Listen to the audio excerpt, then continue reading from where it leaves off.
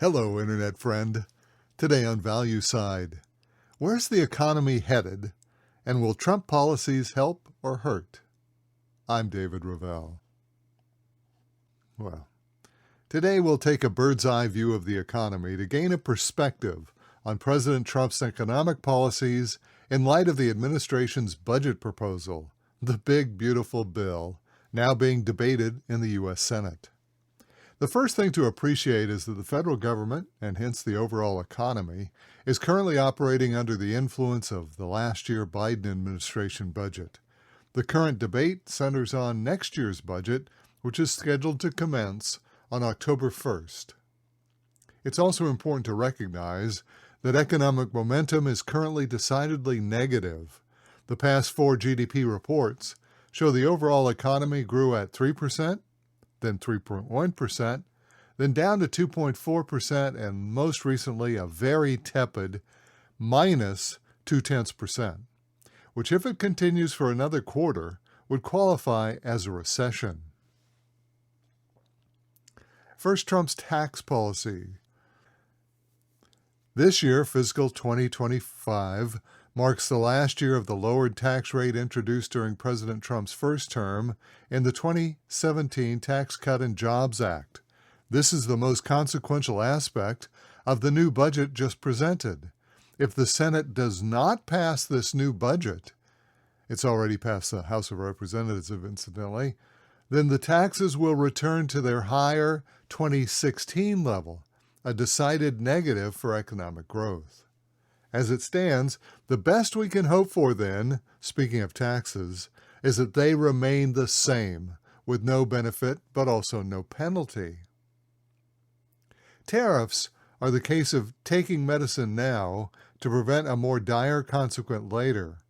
Most analysts view the new Trump tariffs as a short-term increase in prices, resulting in a theoretical one-time inflationary impact and a possible adverse effect in logistics, those supply lines. If all goes well, after international trade returns to a more normal flow, any impact on the economy from tariffs would be minimal. However, that would result in a negative economic impact for the coming quarter. Now, the wild card in all this, and the part that's impossible to predict, is what will be the reaction of other countries. Should these tariffs ignite reciprocal strategies, such as a new round of export tariffs, then all bets are off. Immigration. Perhaps the most ironic impact of Trump policies come from his immigration policy. The administration has been definitive in its effort to rid the country of illegal aliens. As this is written, demonstrations have begun in Los Angeles, California, over recent action by ICE, the federal agency tasked with border enforcement. Now, setting aside the obvious issues for and against this type of migration, there remains an essential economic question that needs to be addressed.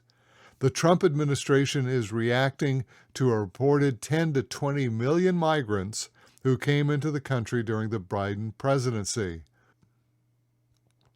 According to most reports, these immigrants were given $5,000 to facilitate their transition. Add it all up, and that's a direct stimulus to the economy. The migrants likely spent virtually all of those funds that they were given to meet their living expenses, food, shelter, and clothing. In total, that's between 25 and 50 billion pumped into the economy. Under Trump, that stimulus will be gone. Fiscal policy. The 2025 federal government nominally increases expenditures, most notably in defense and border enforcement. Although the amount of increase builds upon the already heightened spending of the prior administration, it's likely that it will not be sufficient to provide any meaningful fiscal stimulus. Making matters worse, any increase in stimulus from the enhanced federal government will likely be more than offset by the steadily rising interest payments on the national debt, which already surpasses $1 trillion per annum. The Federal Reserve. The other central government player in economic policy is the Federal Reserve. The Fed manages short-term interest rates and most recently controls the distribution of funds through quantitative easing and tightening. Despite repeated calls by President Trump for the Fed to lower rates and help boost the economy, the Fed will likely stand pat with a current Fed funds rate of 4.5%, a rate that a growing number of economists, including me, feel is too restrictive given the current headwinds of the economy, which we're just outlining. There is one last factor that is almost always overlooked, but will play an important role in next year's economy, and that's quantitative tightening. This is a new policy tool that the Fed first utilized during the great financial crisis of 2008, and then dramatically expanded during the COVID-19 pandemic. At its peak, just over 2 years ago, the Fed pumped nearly $9 trillion into the economy, expanding its balance sheet by that amount.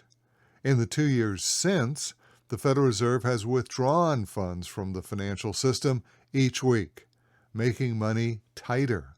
In other words, the Fed is taking back the money it lent us. Currently, they are removing about $1 trillion per year in these quasi-loan payments, which is a significant drag on the economy. Together, the balance sheet reduction and the federal debt payments represent a deadweight $2 trillion lost per year. Conclusion. Of course, this is not the kind of economic projection one hopes for.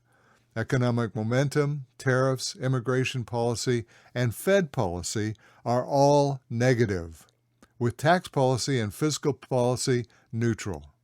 From this perspective, it becomes apparent that the economy is facing significant hurdles in returning to historic growth levels.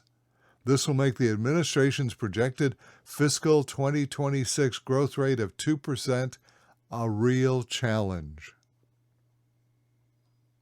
And that's today's Value Side. For all of our articles, references, and podcasts, visit valueside.com.